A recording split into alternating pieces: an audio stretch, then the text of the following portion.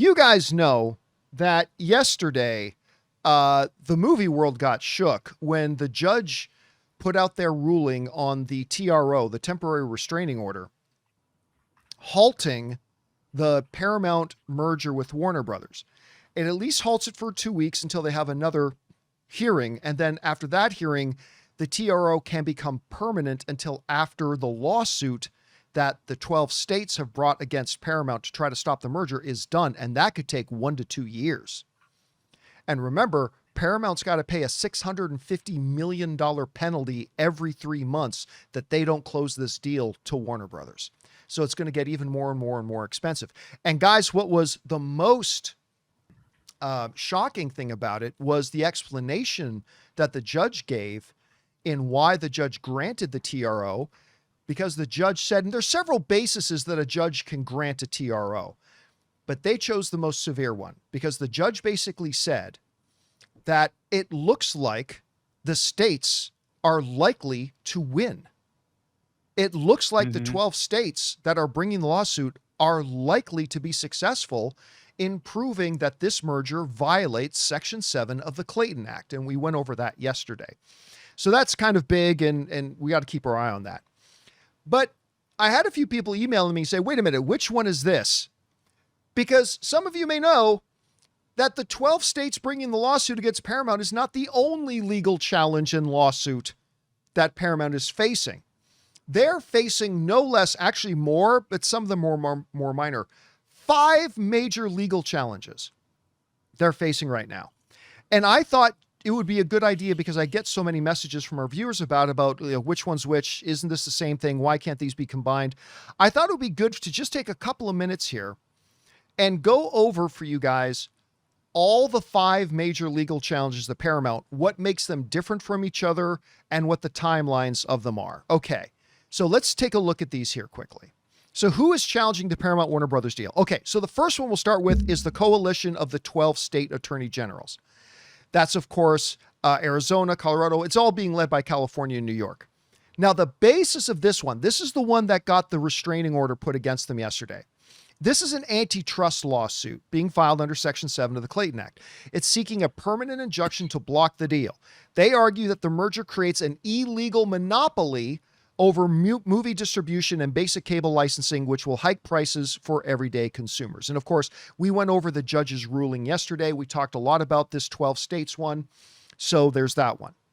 Now, on top of that one, there's a relatively new recent one, which is a group of Paramount shareholders themselves who have launched a lawsuit against Paramount.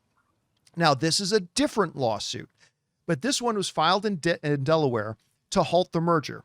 The lawsuit accuses Paramount leadership of breaching their fiduciary duties. That means, as the leaders of this company, you have a responsibility to us, ultimately, the shareholders, and our financial well-being. And when you don't do that, that's called breaching your fiduciary responsibility. So they accuse the Paramount shareholders are accusing Paramount leadership of breaching and breaking their responsibility and duties by striking a quote-unquote corrupt backroom deal with the White House to clear federal antitrust blocks in exchange for altering CNN's editorial stance and others. In other words, what this group of Paramount shareholders are saying is that our own people kind of bribed the White House in order to get this deal to get past the Department of Justice. And here's the thing, guys.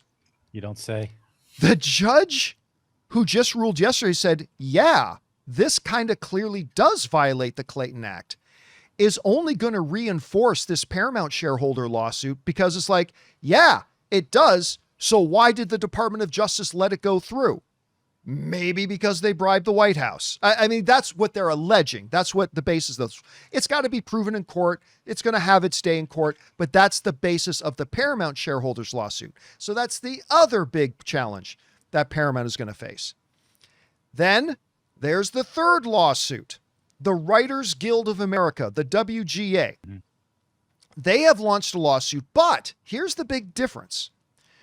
Whereas the lawsuit being brought by the 12 states is accusing of a monopoly, the WGA their lawsuit is based on the opposite thing called a monopsony, not a monopoly, and a monopsony.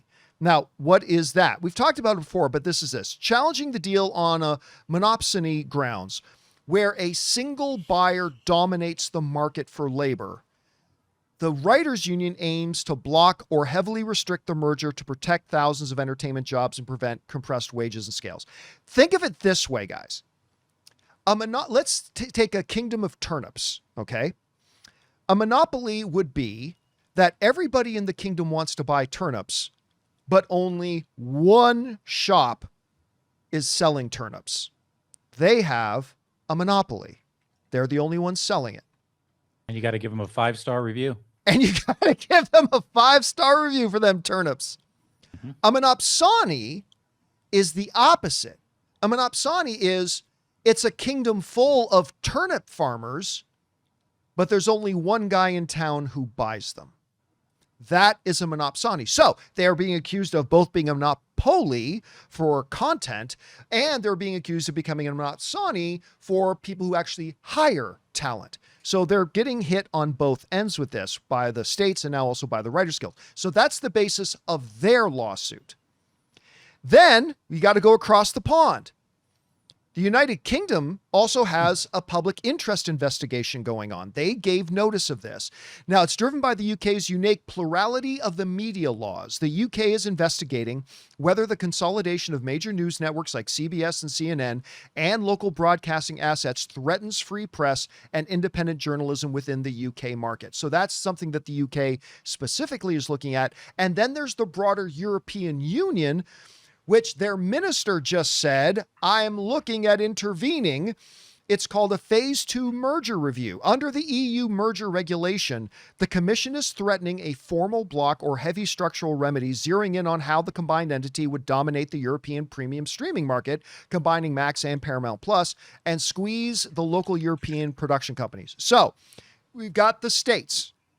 We've got the Paramount shareholders. We got the Writers Guild of America. We've got the UK, and we've got the European Union.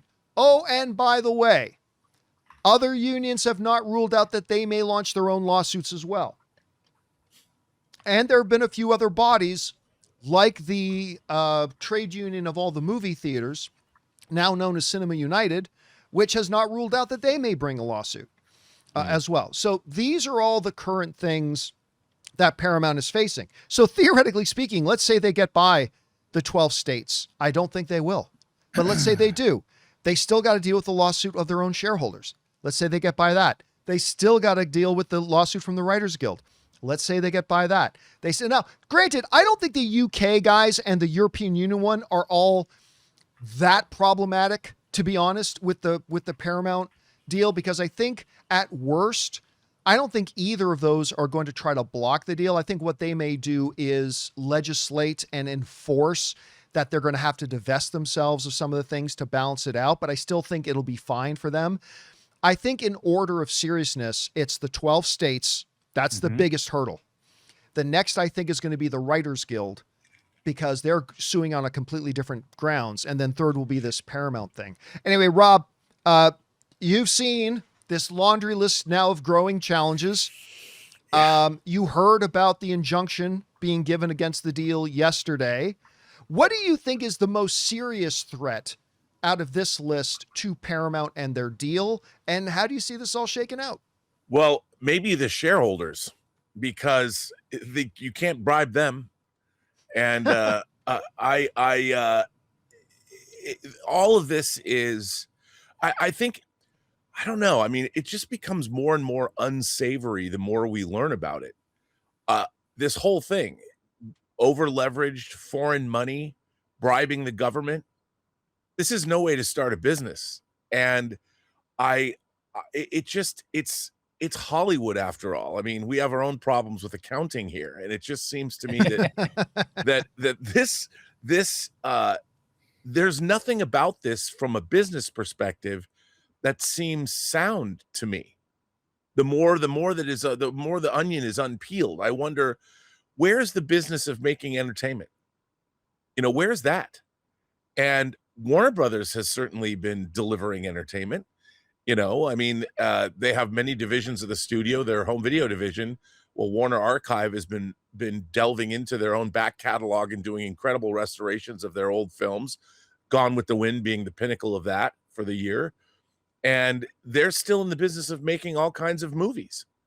And I just wonder, what is this merger? Where is the upside? And as more and more lawsuits are added to this slate, I mean, it's pretty clear that is this merger going to happen? And if it isn't, it's going to be very costly. I guess it's costly either way. But yeah, what I said on the show yesterday, and the more I think about it, the more I'm going to stick with it. If in 2 weeks, when they have that next hearing as to whether or not to make the injunction permanent for the duration of the lawsuit or to end it, if, as we expect, the judge makes it a permanent injunction, it has limited, those types of injunction orders have limited appealability. right. It's not that appealability doesn't exist. It's just that it's more limited. But let's say that goes into force. That means they're looking at a year or longer of this thing being dragged out in the court, that they can't do any business with Warner. They can't finalize the merger. They're going to have to spend another $1.5 to $2 billion in late fees to the Warner Brothers shareholders. And if they lose, then on top of all that, they got to sign another $7 billion check, plus whatever amount of legal bills they incur over the year of a thing. And that's why I think nobody's giving me inside information, but I think at the end of the day, if in 2 weeks on August 3rd, that judge makes this injunction permanent for the duration of the trial, and it doesn't have any sort of successful appeal, I think Paramount pulls out. I think they take a month or two to weigh their options, because remember, they have until the end of October before any penalties start incurring. I think they take a couple of months, weigh their options, see what they can come up with. But I think at that point they just go, you know what? It's better for us right now just to sign a $7 billion check as a breakup fee for Warner Brothers, and then just move on. Maybe move on to Lionsgate, maybe move on to NBC Universal, or maybe move on to just going about the business of running Paramount, but we will see what happens. Anyway, guys, question is for you. What do you think about this? The mounting legal problems for Paramount are enormous. Listen, they still have a lot of power and they still have a lot riding on this, and there are still many avenues that they can make this thing work out. It's just that some of those ample avenues are disappearing a little bit. What do you think about this whole thing? How do you see it shaking out? Whatever you guys think, jump down into the comment section below and let us know your thoughts.